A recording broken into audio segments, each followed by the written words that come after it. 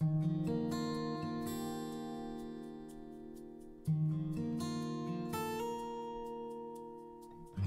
the faint light of the attic, an old man, tall and stooped, bent his great frame and made his way to a stack of boxes that sat near one of the little half windows.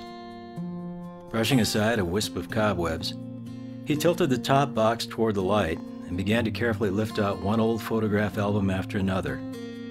Eyes once bright but now dim, searched longingly for the source that had drawn him here. It began with a fond recollection of the love of his life, long gone, and somewhere in these albums was a photo of her he hoped to rediscover. Silent as a mouse, he patiently opened the long-buried treasures and soon was lost in a sea of memories. Although his world had not stopped spinning when his wife left it, the past was more alive in his heart than his present aloneness. Setting aside one of the dusty albums, he pulled from the box what appeared to be a journal from his grown son's childhood. He could not recall ever having seen it before, or that his son had ever kept a journal. Why did Elizabeth always save the children's old junk?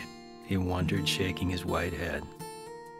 Opening the yellowed pages, he glanced over his short reading and his lips curved in an unconscious smile. Even his eyes brightened as he read the words that spoke clear and sweet to his soul.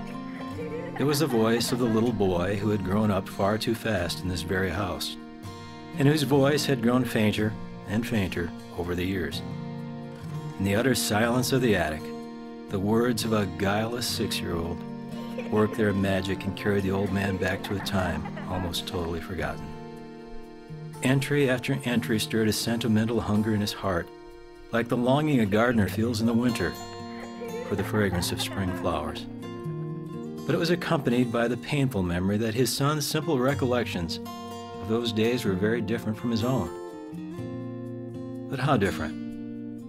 Reminded that he had kept a daily journal of his own business activities over the years, he closed his son's journal and turned to leave, having forgotten the cherished photo that originally triggered his search.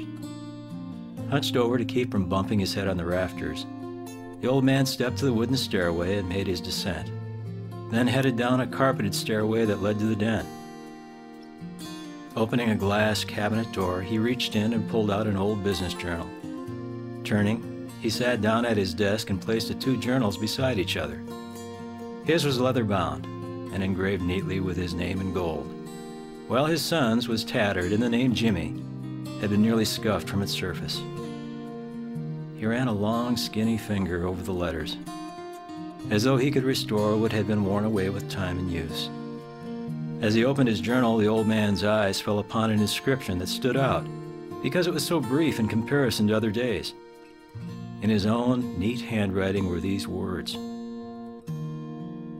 "Wasted the whole day fishing with Jimmy. Didn't catch a thing." With a deep sigh and a shaking hand, he took Jimmy's journal and found the boy's entry for the same day, June 4. Large, scrawling letters pressed deeply into the paper read, "Went fishing with my dad.